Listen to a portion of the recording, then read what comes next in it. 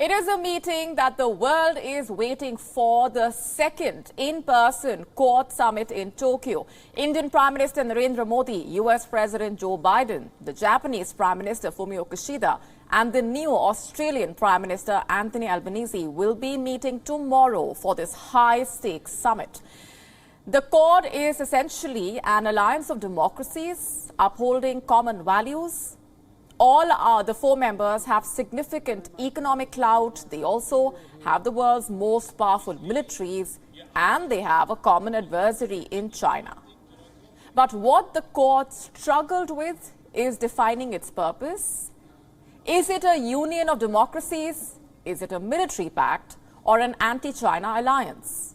The Quad is 17 years old now, but since its inception, it has maintained multiple identities.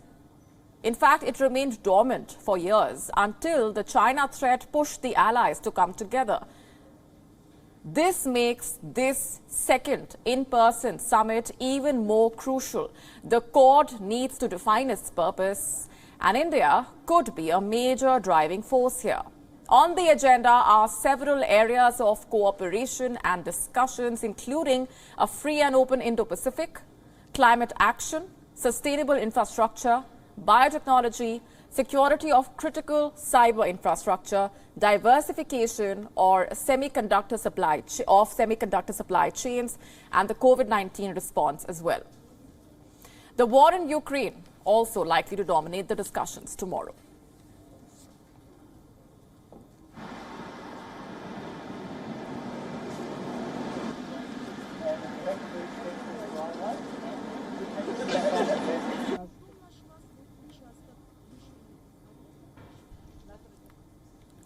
And for more updates, our managing editor Palki Sharma Upadhyay has been getting us all those updates and infos. She sent us this report from the heart of action in Tokyo. Take a look. We're in the Japanese capital of Tokyo, and it's all set to host the second in-person Quad meeting of member countries. The leaders of all four countries are in the city already. Indian Prime Minister Narendra Modi landed this morning. US President Joe Biden has been here. The new Australian Prime Minister, Anthony Albanese, is also in Japan. And of course, the Japanese Prime Minister Fumio Kishida will be hosting them.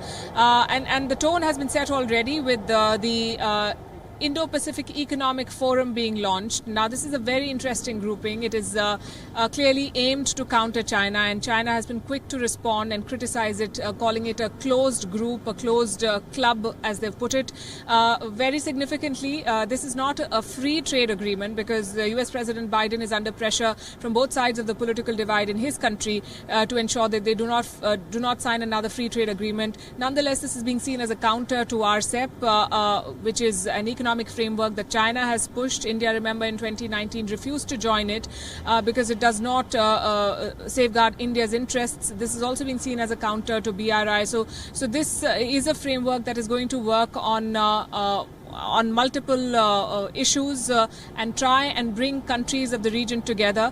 Reports say at least 13 countries are all set to join this grouping, and this may grow further, and the Chinese already looking at it with apprehension. Remember, in the Quad meeting, the Quad members are also expected to sign or to launch a framework where they can have satellite tracking of illegal fishing in these waters, the contested waters, the East China Sea, South China Sea. And this also is directly aimed at China, which is seen as the biggest perpetrator of illegal fishing. And this is going to extend beyond fishing, obviously, to all Chinese activities in these borders, in these regions and waters.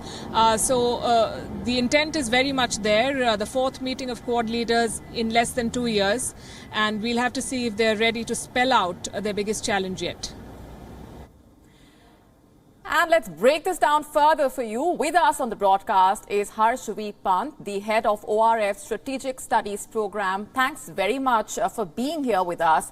If you were to summarize for us the expectations that you have from this Quad summit, and just outline for us the very significance of this summit taking place at a time like this. Well, I think, what has happened in the last year or so is that Quad, which was widely seen as a not a very effective platform for a very long time, suddenly acquired a new dimension over the last year when the Biden administration hosted two summits, one virtual and one in person. So I think there is a momentum that is taking Quad along the way, and there is a momentum in the way regional powers are looking at the role of Quad.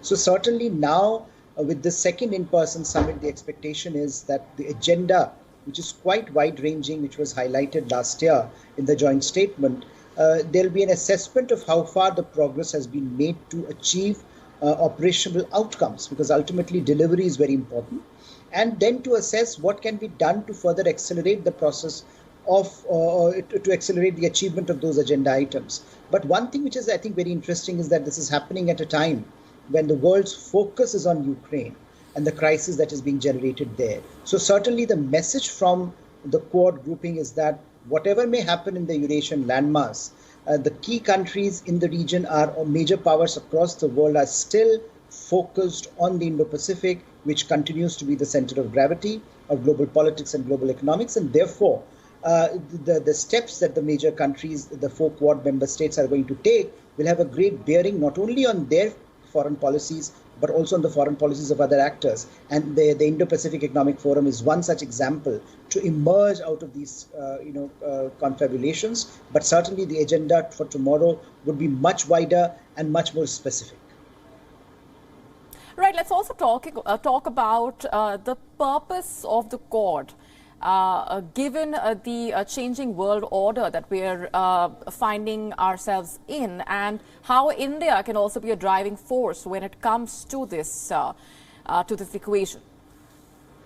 Clearly, India is the most important player at the moment because if you think of the other 3 countries, they in any case are alliance partners. I mean, Japan and Australia are long-standing alliance partners of the US. So it is India that brings dynamism, that brings a sense of urgency, that brings an innovation to this, to the Indo-Pacific with the completion of this Quad. Because Quad is as a platform, it's not a formal security alliance, and therefore some of the differences that we often talk about and are highlighted.